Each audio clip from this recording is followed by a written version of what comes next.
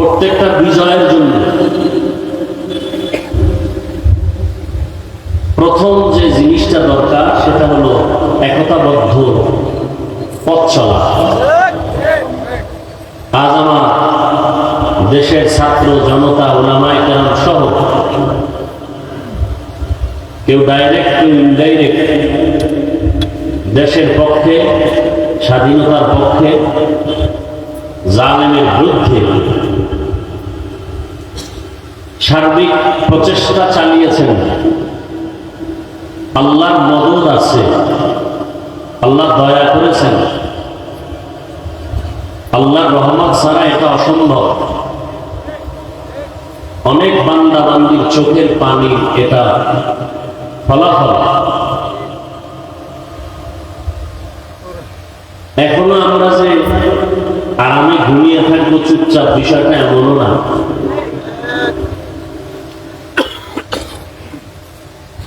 আল্লাহর দ্বীন নিয়ে যদি বাঁচতে চাই, কবরে যেতে চাই, তাহলে বিপদ আরো বহু সামনে আমাদের পাড়ি দিতে হবে। আসসালামু আলাইকুম ওয়া রাহমাতুল্লাহি ওয়া বারাকাতুহু।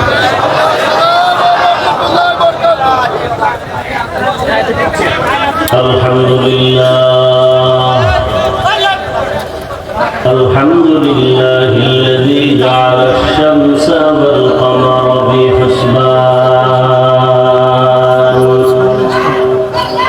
ওয়ান নাজমা ওয়াশ-শাজারা ইয়াসজুদান ওয়া ফাদ্দালা জামানান আলা জামান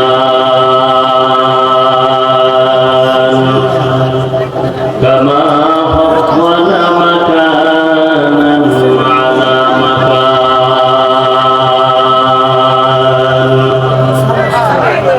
ওয়া ইনসানান আলা ইনসান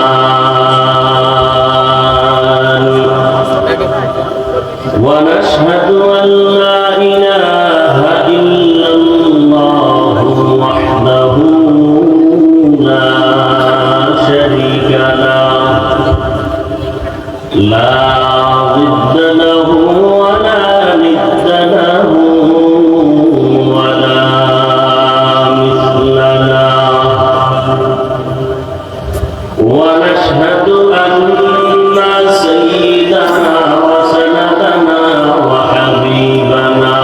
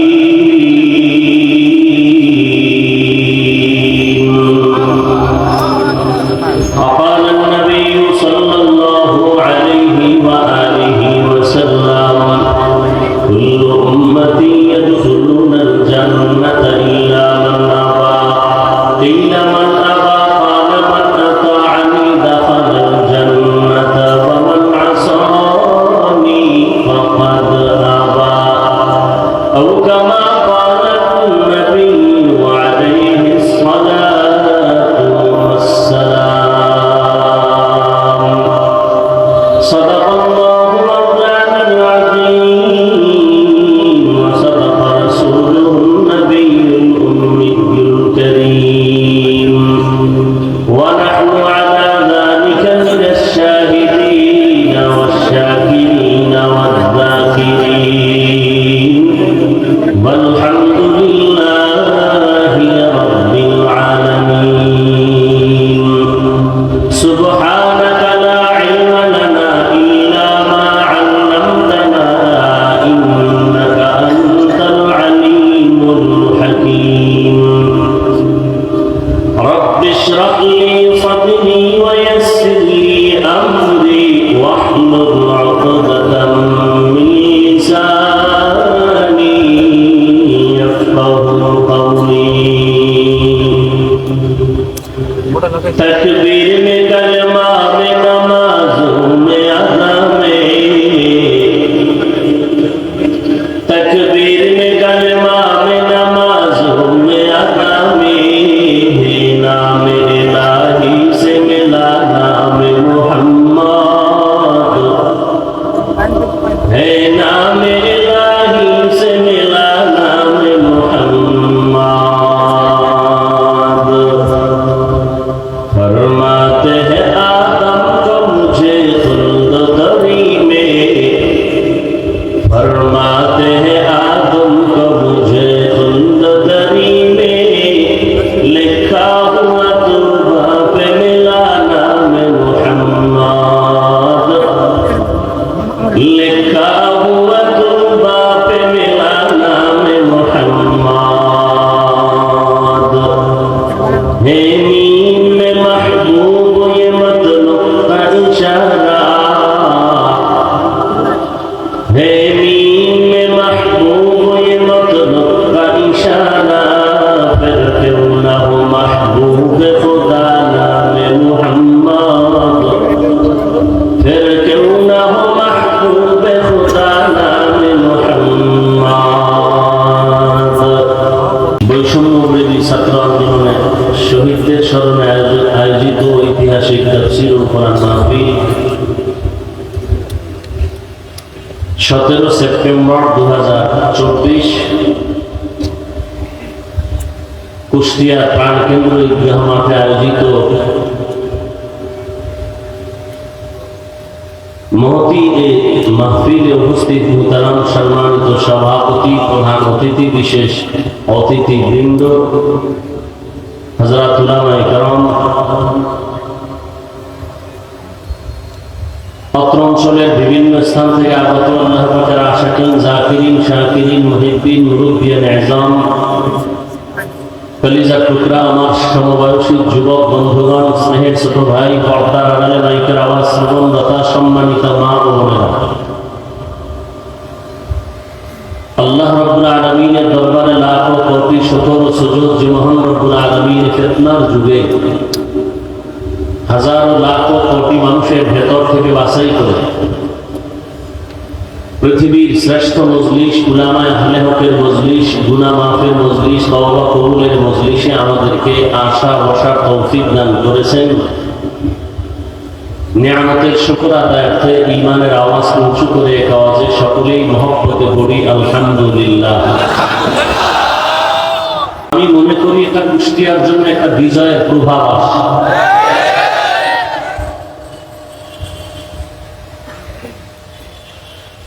প্রত্যেকটা বিজয়ের জন্য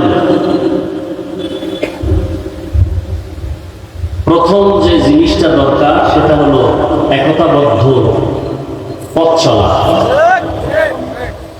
আজ আমার দেশের ছাত্র জনতা উলামায়ে কেরাম সহ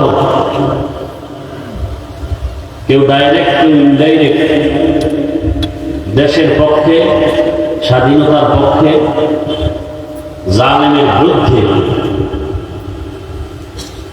সার্বিক প্রচেষ্টা চালিয়েছেন। আল্লাহর মদদ আছে, আল্লাহ দয়া করেছেন, আল্লাহর রহমত ছাড়া এটা অসম্ভব।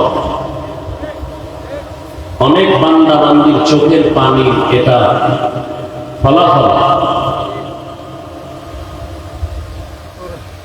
এখনো আমরা যে আরামে ঘুমিয়ে থাকবো চুপচাপ, বিষয়টা এমনও না।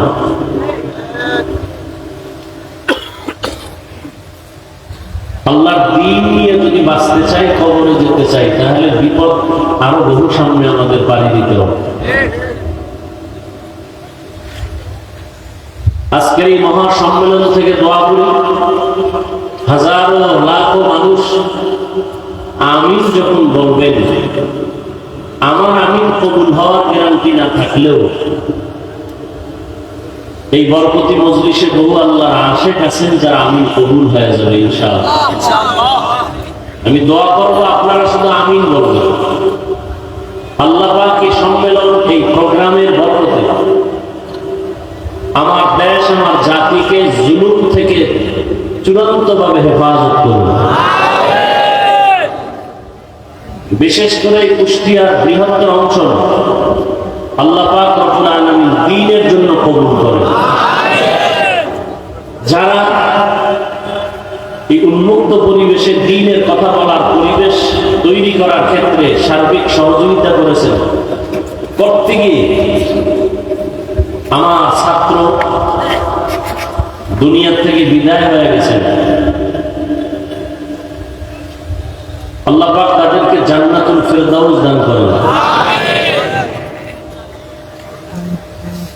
শহীদদের মাগফিরাত কামনায় আজকের এই আয়োজন। শহীদি দরওয়াজা এমন একটা দরওয়াজা যে জান্নাতে ঢুকতে কোনো টিকিট লাগে না। আল্লাহ রাসূল বলেন, কেউ যদি শহীদি মরণ চায়, আল্লাহ তাকে শহীদি মরণ দিবেন, সে যদি ঘরের বিছানায়ও মরে যাবে। বলে ঘরের বিছানায় মরে গেলে শহীদ কেমনি? বাচ্চা প্রসবকালে কোনো মা যদি দুনিয়া থেকে বিদায় হয়ে যান, আল্লাহ তাকে শাহাদাতের মরণ দান করেন। কোন মানুষ যদি বিষ বেদনা, পেটে ব্যথায় মরে যায়, আল্লাহ শহীদের মর্যাদা দান করেন।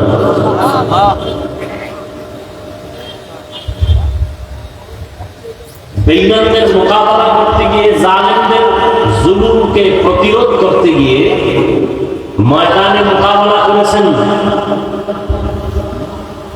শাহাদাতের পিয়ালা পান করেছেন সাহাবায়ে কেরাম। ওমর ফারুক রাদিয়াল্লাহু তাআলা আনহু, উসমান রাদিয়াল্লাহু তাআলা আনহু, হযরত আলী রাদিয়াল্লাহু তাআলা আনহু, হাসান রাদিয়াল্লাহু তাআলা আনহু, হুসাইন রাদিয়াল্লাহু তাআলা আনহু বাতিলের মোকাবেলায় বাতিল কর্তৃক আক্রান্ত হয়ে দুনিয়া থেকে চলে গেছেন শহীদ। কিন্তু রহমতের নবী কোন বাতিলের আক্রমণে দুনিয়া থেকে চলে যান নাই, ডাইরেক্ট। আবু বকর সিদ্দিক রাদিয়াল্লাহু তাআলা আনহু কোন বাতিলের আক্রমণে ডাইরেক্ট দুনিয়া থেকে চলে যান নাই। স্বাভাবিক অবস্থায় অসুস্থতা নিয়ে ঘরের বিছানায় দুনিয়া থেকে বিদায় নিয়েছেন। তাহলে ওমর ফারুক বাতিলের আক্রমণে চলে গেলেন শহীদ, উসমান রাদিয়াল্লাহু তাআলা আনহু বাতিলের আক্রমণে চলে গেলেন শহীদ, হযরত আলী রাদিয়াল্লাহু তাআলা আনহু বাতিলের আক্রমণে চলে গেলেন শহীদ। শহীদি মর্যাদা সবার উপরে, সেই মর্যাদা আবু বকর পেলেন না কেন? এমনকি নবী পেলেন না কেন? এক কথায় জবাব, সর্বোচ্চ শহীদের মর্যাদা আল্লাহ নবীকেও দান করেছেন, আবু বকরকেও দান করেছেন। আরো আস্তে করে বলেন। মুসলমানের একটা আওয়াজ ভণ্ড বাতিলের জন্য একটা আতঙ্ক।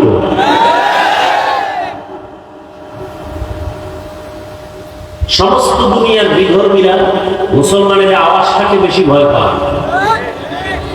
মুসলমানের টাকা লাগে না, গাড়ি লাগে না, কিচ্ছু লাগে না, ঈমানের আওয়াজ। আওয়াজটা হতে হবে ঈমানের, আওয়াজটা হতে হবে ঈমানের।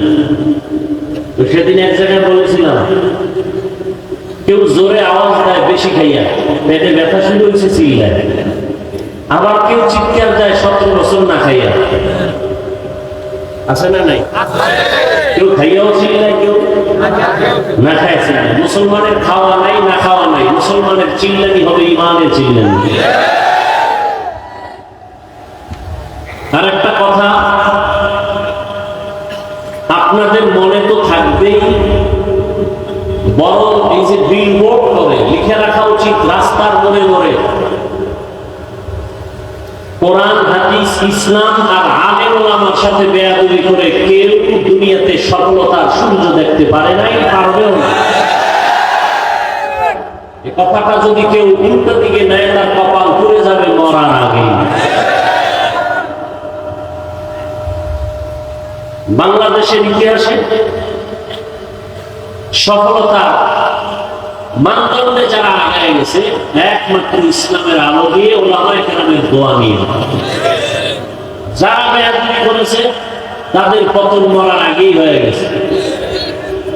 কারণ কিয়ামতের আগের দিন পর্যন্ত এই জমিনে আর কোনদিন নবী আসবেন না, সাহাবায়ে কেরাম আসবেন না। আসবেন? আমাকে একটু জবাব দেন আর কথা বুঝার চেষ্টা করেন, ভুল হলে ধরায় দিয়ে। কিয়ামতের আগ পর্যন্ত নবীজি আসবেন? আবু বকর, ওমর, ওসমান, আলী সহ কোন সাহাবায়ে কেরাম আসবেন? আসবেন না। আমরা তো সবাই জান্নাতে যেতে চাই, যেতে চাই না? অবশ্যই চাই, আল্লাহ কবুল করেন। জান্নাত পেতে হলে কি কাজ করতে হবে, কি ছাড়তে হবে, এ বিষয়ে দিক নির্দেশনা আছে কোরআনে আর হাদিসে। কথা ঠিক? কোরআন নাজিল হয়েছে নবীর উপরে, নবী নাই। নবী সাহাবায়ে কেরামদের শিখাইছেন, তারাও নাই।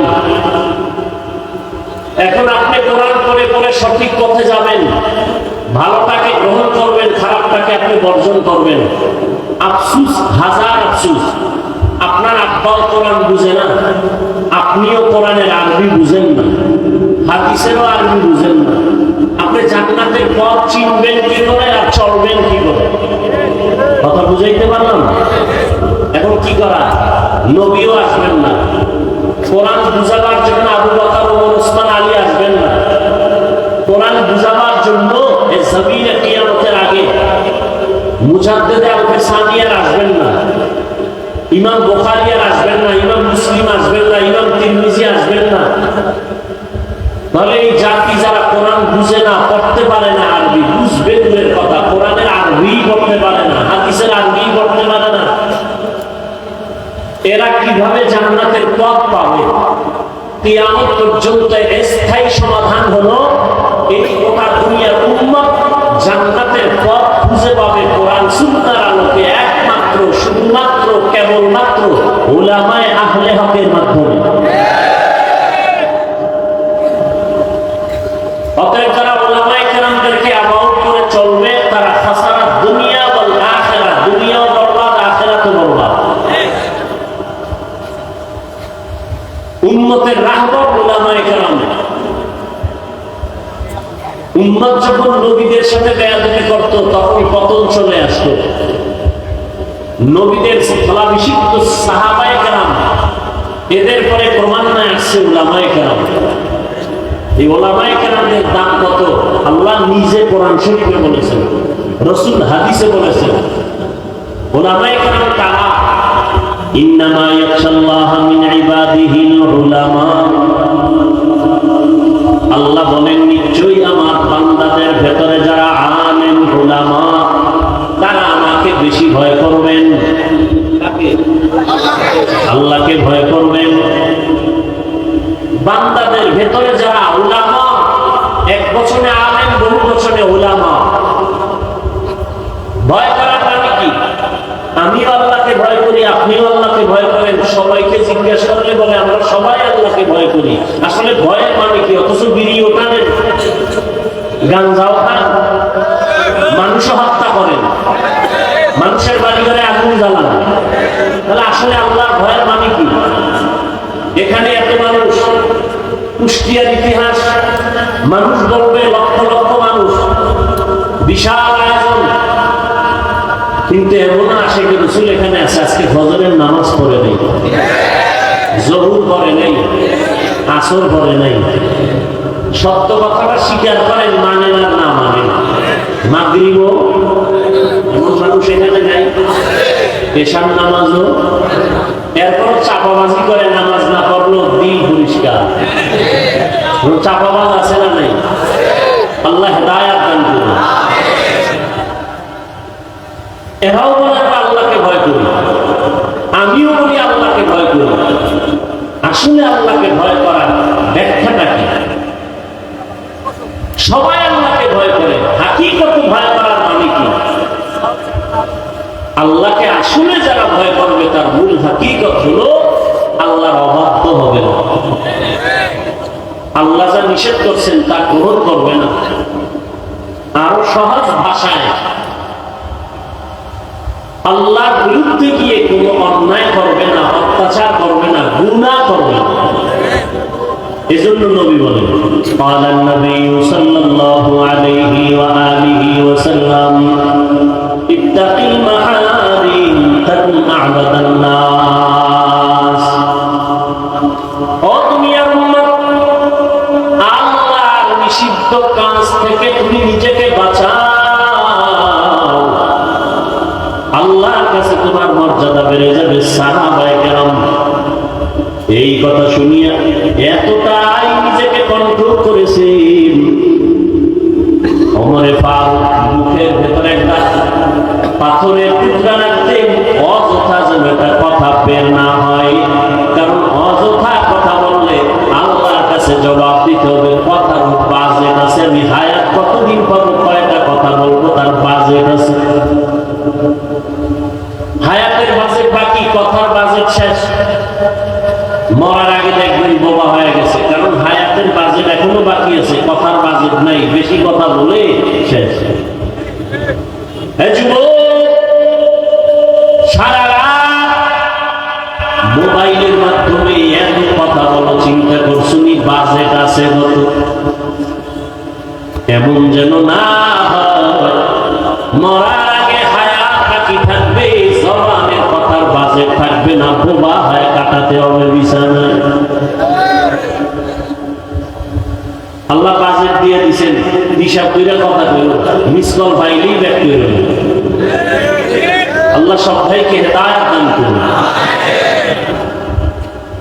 হ্যাঁ, আল্লাহ পাক এই মাহফিলের বরকতে পুরা কুষ্টিয়ারে জমিনকে দ্বীনের দুর্গ হিসাবে কবুল করেন। আল্লাহ পাক অত্র অঞ্চলের সমস্ত মানুষকে শান্তির জীবন দান করুন। কবরস্থ যারা আল্লাহ সবাইকে জান্নাত দান করুন। পরস্পরে মোহাব্বত আল্লাহ বাড়ায় দেন। আপনাদের সব থেকে বেশি পরিচিত কোরআন শরীফ থেকে একটা আয়াত আমি পড়েছি, রাসূলের একটা হাদিস পড়েছি। আপনারা যদি বসেন, ধৈর্য ধারণ করেন আর দিল খুলে দোয়া করেন, তো আয়াত এবং হাদিসের আলোকে কিছু কথা আমি পেশ করব, ইনশাআল্লাহ। আল্লাহ কবুল করেন। আল্লাহ কবুল না করলে হবে? অনেকেই কিন্তু জানে এখানে প্রোগ্রাম আসার নিয়ত করেছিল, আসতে পারেনি। টাকা থাকলেই মক্কা যাওয়া যায় না যদি আল্লাহ কবুল না করেন। মনে চাইলেই দ্বীনের কাজে বসা যায় না আল্লাহ কবুল না করলে। অনেকের বাড়ি থেকে ওয়াজের নাম নিয়ে আসছে, কুষ্টিয়া শহরে গিয়ে ওয়াজে যাই, কিন্তু কপাল খারাপ, প্যান্ডেলে ঢুকতে পারেনি। তারা কোথায়? মহিলা প্যান্ডেল তাওয়াফ করে, আর কেউ দোকানপাটে আড্ডা করে, গল্প করে, কবিরা গুনাহ করে, এর নাম কপাল। এজন্য আমি সবসময় বলি, আল্লাহ চাইলে সব হয়, বান্দা চাইলে কিছুই হয় না। বান্দা চাইছিল আরো 20 বছর থাকবো, আল্লাহ কয় আমি দিব না। কাটটা হইল আল্লাহ। আল্লাহ চাইলে হয়, বান্দা চাইলে হয় না। আল্লাহ। আবার অনেকে প্যান্ডেলে ঢুকছেন, কিন্তু কোরআন হাদিসের কথা শুনে দিল থেকে নরম করে তওবা করে বাড়ি যাওয়ার কপাল হবে কিনা অনেকের অসম্ভব। অনেকে মোনাজাতের আগে চলে যাবে। এ বিশাল প্যান্ডেলে কত আল্লাহর বান্দা আছেন, আলেম বুজুর্গ, যাদের আমিন কবুল হয়ে যাবে। এদের জন্য একটু দোয়া করা যাইত, মা বাবা কত না খুশি হতেন, তাদের কবর না কত শান্তির বাগান হয়ে যেত। যে কপাল করা সেই দোয়ায় শরীক হতে পারবে না, শয়তান তাকে উঠায় নিয়ে যায়। এই প্যান্ডেলের দাম কত? রাসূল বলেন এখানে বসার সাথে সাথে জীবনের সব গুনাহ মাফ। সুবহানাল্লাহর আওয়াজ যতদূর চলে গেল, যত মানুষ সারা ভিন্ন মাখলুক শুনছে, কিয়ামতের দিনে জমিন তার সাক্ষী হয়ে যাবে। ইয়াউমাইযিন তুহাদ্দিসু আখবারাহা, কিয়ামতের দিন জমিন আপনার আমার পক্ষ, জমিন আপনার আমার পক্ষ বিপক্ষ নিবে। জমিনে সেজদা দিয়েছেন, কিয়ামতের দিনে জমিন আল্লাহকে বলবে আল্লাহ আমাকে সেজদা দিয়েছে আমার পিঠে।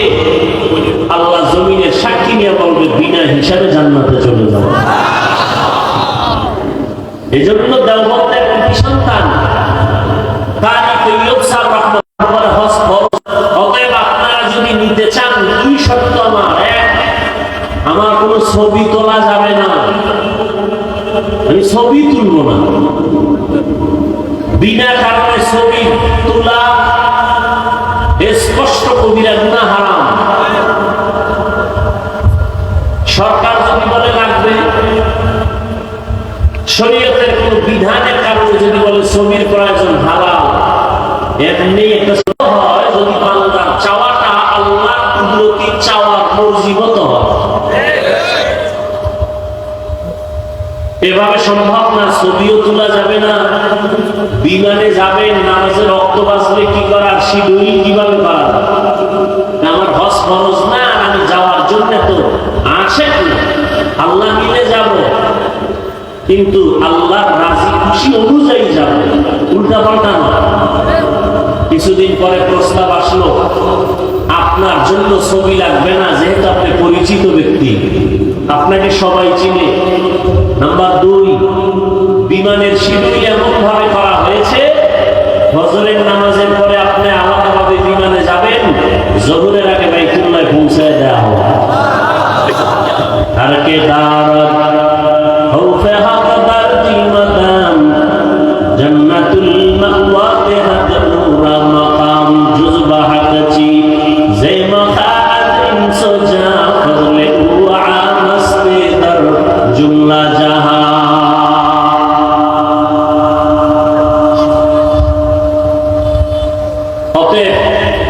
আল্লাহ দয়া করে নিয়ে আসছেন।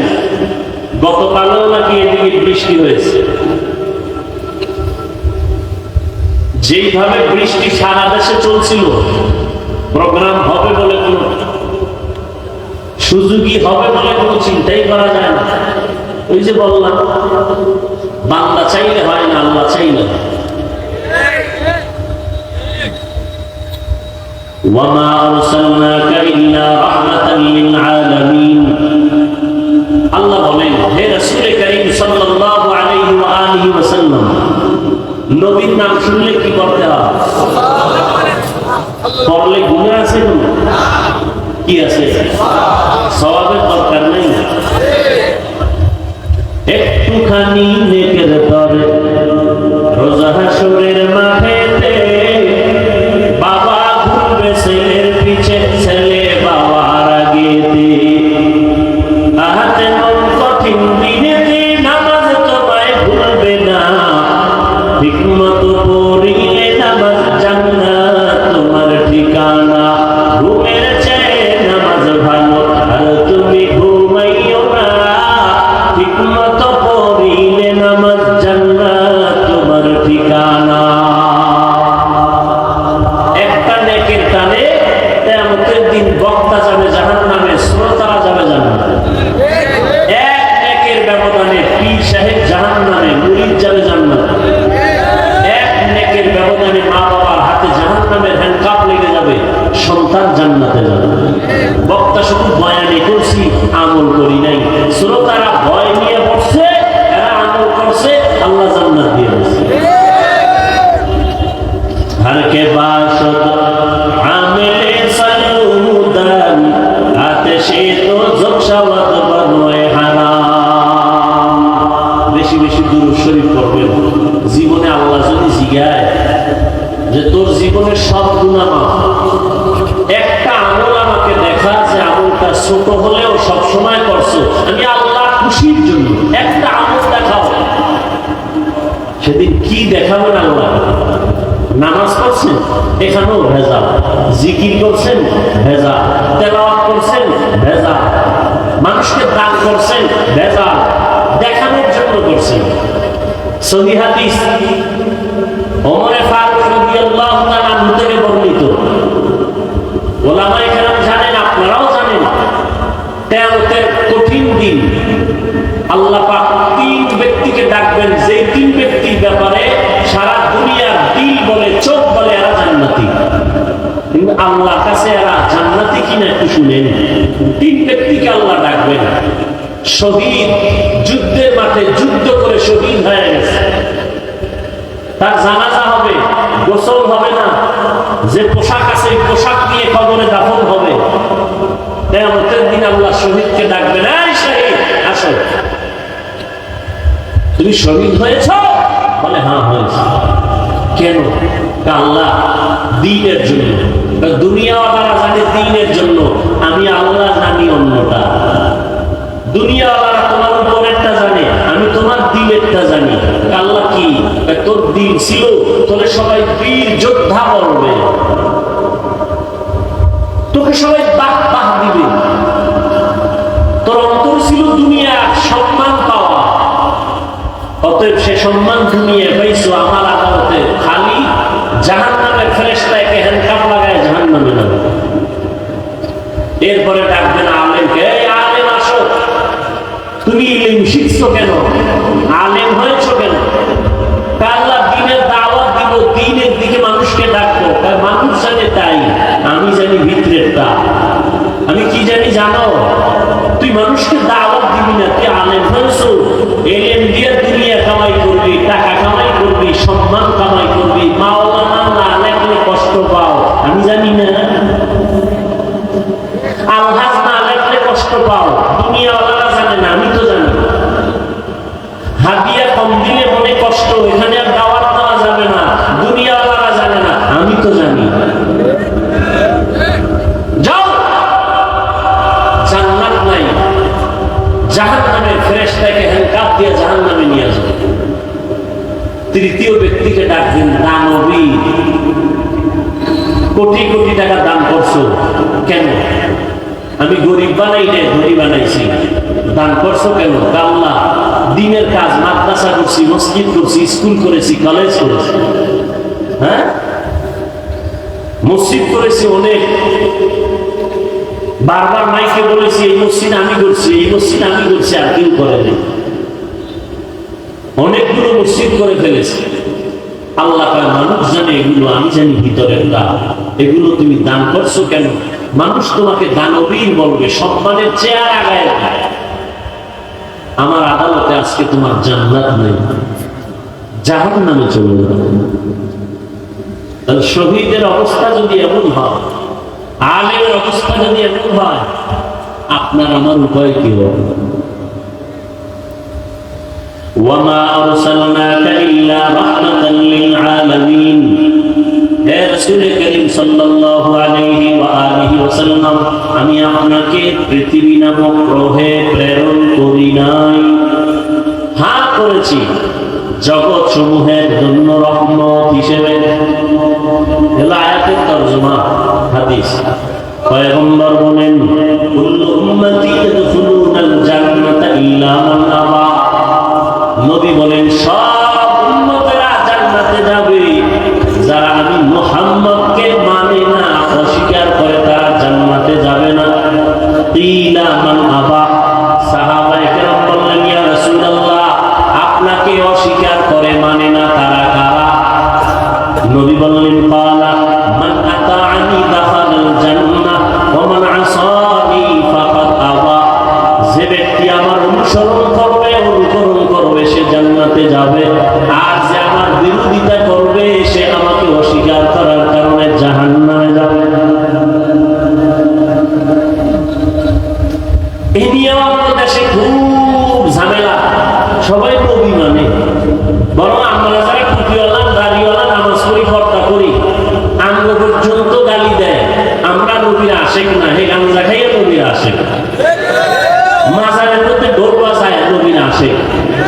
আছে না নাই? গায়রুল্লাহকে সিজদা দেয় নবীরা আসে। আমরা পীর আউলিয়ার পক্ষের মানুষ। আমি কেন? আল্লাহর কোরআন পক্ষে আমরাও পক্ষে, রাসূলের হাদিস পক্ষে আমরাও পক্ষে। আল্লাহর কোরআন রাসূলের হাদিস যাদের পক্ষে নাই আমরাও তাদের পক্ষে নেই। আল্লাহ পাকের সত্য কোরআন, রাসূলের সত্য হাদিস, ওলি আউলিয়ার পক্ষে আমরাও তাদের পক্ষে, কিন্তু ভেজালের পক্ষে না। কিসের পক্ষে না? আল্লাহ কয়জন? সবাই বলে আল্লাহ যে এক, কোন দিক থেকে এক? আল্লাহ এক যে কোন দিক থেকে এক? সব দিক থেকে এক, তাই তো? আল্লাহর মতো কি আরেকজন আছে? আল্লাহর সমান কেউ আছে? আল্লাহর সহযোগী কেউ আছে? নেই। আল্লাহ কেমন এক, যার কোন সমতুল্য নেই। কেউ যদি মনে করে আছে, এর নাম শিরিক। এর নাম আল্লাহ যা এককভাবে পাবেন, এই পাওনাটা আর একজনকে দেওয়ার নাম শিরিক। মানুষের জীবনের ইবাদত পাবেন কে? সেজদা পাবেন কে? এটা আর এক জায়গায় দেওয়ার নাম শিরিক। কোরআন শরীফের স্পষ্ট ঘোষণা, যারা শিরিক করে তারা মুশরিক। মুশরিকদের জন্য জান্নাত হারাম। ওয়া মান ইউশরিক বিল্লাহ ফাকাদ হারামাল্লাহু আলাইহিল জান্নাহ। যারা আল্লাহর সাথে অংশীদার করবে, আল্লাহ যা পাবে এটা অন্যকে যদি দেয়, এর নাম শিরিক। আল্লাহ বলেন, মুশরিকদের জন্য আমি আল্লাহ জান্নাত হারাম করে দিলাম। আমি অন্য গুনাহ চাইলে সহসায় মাফ করব, শিরিকের গুনাহ সহসায় আমি ক্ষমা দিব না। আল্লাহ শিরিক থেকে আমাদেরকে হেফাজত করুন। নবী বললেন সব উম্মত জান্নাতে যাবে, কিন্তু আমি মুহাম্মদকে যারা মানে না তারা যাবে না। সাহাবায়ে কেরাম জানতে চাইলেন, হে আল্লাহর রাসূল, আপনাকে মানে না কারা? নবী একটা স্পষ্ট মাপকাঠি দিয়ে গেলেন, কিয়ামত পর্যন্ত ঝামেলা যেন দরকার না হয়। নবী বললেন, যারা আমার অনুসরণ করবে, অনুকরণ করবে, ইত্তেবা করবে, ইতাআত করবে, তারা জান্নাতি। সাহাবাদের প্রশ্ন ছিল, নবী আপনাকে মানে না, তারা কারা? নবীজি বললেন, যারা আমার অনুসরণ করবে তারা জান্নাতি। আমাকে একটু জবাব দেন, নবীজিকে অনুসরণ করলে সে কি? বিপরীত কথা কি দাঁড়াবে? বুঝেন নাই? যে নবীকে অনুসরণ করবে সে জান্নাতি। বিপরীত কথা কি দাঁড়ায়? যে নবীর অনুসরণ করবে না সে। কিন্তু নবীজি জাহান্নামী ওই ব্যক্তিকে বলেন নাই। নবী বলছেন, যে আমার অনুসরণ করবে সে জান্নাতি, যে অনুসরণ করবে না সে জাহান্নামী। নবী এ কথা বলেন নাই। নবী কি বলছেন? নবী বলছেন, যারা আমার বিরোধিতা করবে তারা জাহান্নামী। এখান থেকে একটা সুন্দর কথা আজীবনের জন্য মনে রাখবেন, লিখে রাখবেন। নবীকে যারা মানে না বা নবীর আদর্শ মতো চলে না, তারা দুই দল। নবীজির আদর্শ মেনে চলে না যারা, তারা কয় দল? একদল আগ্রহী আর একদল বিদ্রোহী, একদল দরদি আর একদল বিরোধী। যেমন কথা কথা, আমি ডান দিক থেকে একটা যুবককে জিজ্ঞাসা করলাম, এই যুবক ভাই, আপনি নবীর আদর্শের টুপি পরেন না কেন? দাড়ি রাখেন না কেন? যুবক জবাব দিল, হুজুর দাড়ি রাখা দরকার, নবীর আদর্শ চেষ্টা করতেছি, পারি না, একটু দোয়া করবেন। আমাকে বলেন তো, এই যুবকটা কি বিরোধী না দরদি? দরদি। বাম দিক থেকে একটা যুবককে জিজ্ঞাসা করলাম, এই যুবক, নবীর আদর্শে নামাজ পড়ো না কেন, দাড়ি রাখো না কেন? খেয়াল করতেছেন তো? যুবক আমার কথাটা শেষ না হতেই আমাকে পাল্টা আওয়াজ দিল, দাড়ি না রাখলে অসুবিধা কি আছে? না নামাজ না পড়লে অসুবিধা কি? যদি আরেকটু চালাক হয়, সে বলবে, দাড়ির মধ্যে কি ইসলাম? পোশাকের মধ্যে কি ইসলাম? আপনারা জবাব দেন, এই যুবকের কথায় কি মনে হয়, রাসূলের দরদি না বিরোধী? বিদ্রোহী? রসুলের আদর্শের বেলায় বিদ্রোহীর আরেক নাম বেঈমান। বিদ্রোহীর আরেক নাম কি? এখান থেকে কুষ্টিয়ার মানুষ আজীবন মনে রাখবেন, একটা লোক দাড়ি রাখে না, তাকে গালি দেওয়া মনে ভালো করে বুঝতে পারেন। এক যুবক দাড়ি রাখে না, তাকে গালি দেওয়া, আর একজন দাড়ি পছন্দ করে না, তাকে ছাড় দেওয়া যাবে না। একজন আগ্রহী আর একজন আগ্রহী মুমিন, বিদ্রোহী বেঈমান। একজনে টুপি পরে না, গালি দেওয়া, আর একজনে টুপি পছন্দ করে না, তাকে ছাড় দেওয়া। একজনে নামাজ পড়ে না, তাকে গালি দেওয়া, আর একজনে নামাজ পছন্দ করে না, তাকে ছাড় দেওয়া। একজনে পর্দা করে না, তাকে গালি দেওয়া, আর একজনে পর্দার বিধানকে পছন্দ করে না, তাকে ছাড় দেওয়া। তাহলে একটা লোক দাঁড়িয়ে রাখে না, তাকে জাহান্নামী বলা যাবে? আগে বুঝতে হবে সে কি আগ্রহী না বিদ্রোহী। বুঝুন না কথা? অতএব একটা বেনামাজিকে দেখলে হিংসা করা যাবে না, গালি দেওয়া যাবে না, কাছে যেতে হবে, বুকে লাগাইতে হবে। এরপর যদি বোঝা যায় যে আগ্রহ নাই, বিদ্রোহ, তখন সিদ্ধান্ত পাল্টাইতে হবে, এর আগে না। আমি 5 ওয়াক্ত নামাজ পড়ি, বেনামাজিকে দেখলে সি করে তাড়ায় দেওয়ার নাম, এটা কামিয়াবি না, সফলতা। পাপকে ঘৃণা করো, পাপীকে, মানে কি? একটা লোক অন্যায় করছে, অন্যায়টাকে ঘৃণা করে তাকে তাড়ায় দিও না। তাকে তুমি কাছে যাও, বুঝাও যে ভাই নামাজ পড়েন, পর্দা করেন, হালাল মতো চলেন, অন্যায়টা দূর করার ব্যবস্থা করো। রোগকে ঘৃণা করো, রোগীকে না। হাদিসের উপরে আজকের এই সবকটা আমরা মনে রাখবো। নবীজি বলছেন যে আমার অনুসরণ করে জান্নাতে যাবে, যে করে না সে জাহান্নামে যাবে বলেন না। জাহান্নামে কে যাবে? নবী বলছেন যে বিরোধিতা করে। যে নবীর আদর্শের বিরোধিতা করে সে জাহান্নামে যাবে। এবার আসেন আয়াতের উপরে, পরিচিত একটি আয়াত, ওয়ামা আরসালনাকা ইল্লা রাহমাতাল লিল আলামিন।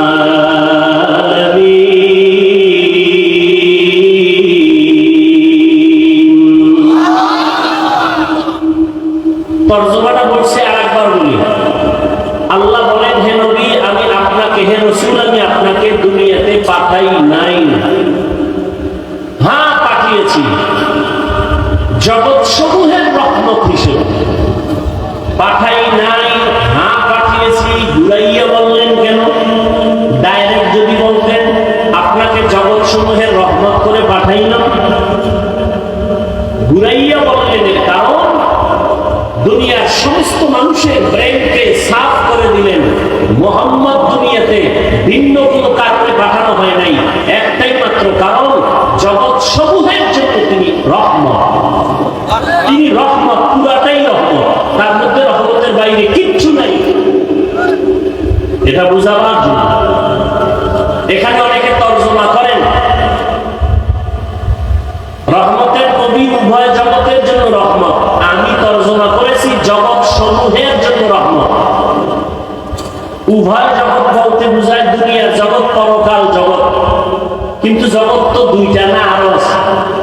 রুহের একটা জগৎ আলাদা, মায়ের গর্ভের একটা জগৎ আলাদা, দুনিয়া নামক জগৎ একটা আলাদা, মৃত্যুর পরে কবরের জগৎ আলাদা, বারজাখ আলাদা, হাসরের ময়দানের জগৎ আবার আলাদা, জান্নাত আর জাহান্নামের একটা জগৎ হবে আলাদা।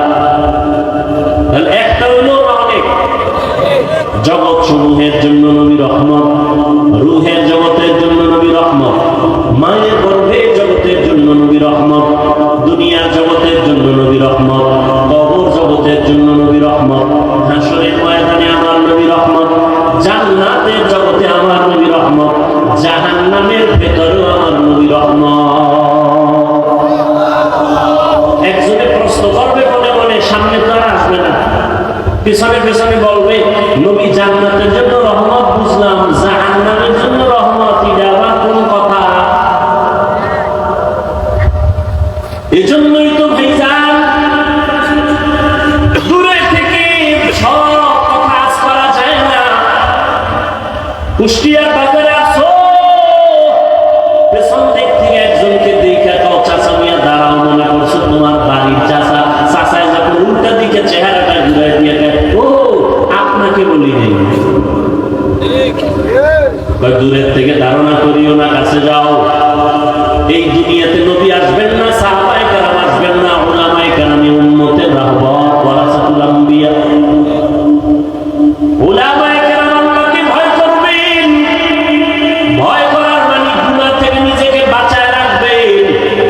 সাধারণ মানুষ শয়তানের ধোঁকায় পড়ে বাম হাতে পানি পান করবে, কিন্তু কোনো আলেম বাম হাতে পানি পান করবে না। সাধারণ মানুষ শয়তানের ধোঁকায় পড়ে টুপি ছাড়া চলবে, দাড়ি কাটবে, কিন্তু যারা আলেম তারা কখনো টুপি ছাড়া চলবে না।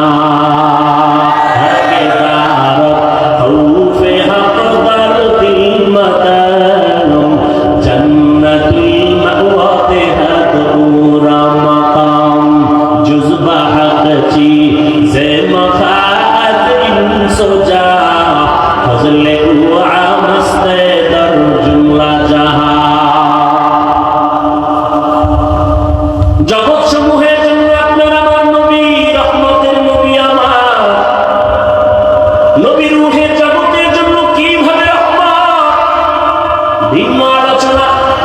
মায়ের গর্ভের জগতের জন্য নবী কেমন রহমত, ভিন্ন আলোচনা। দুনিয়ার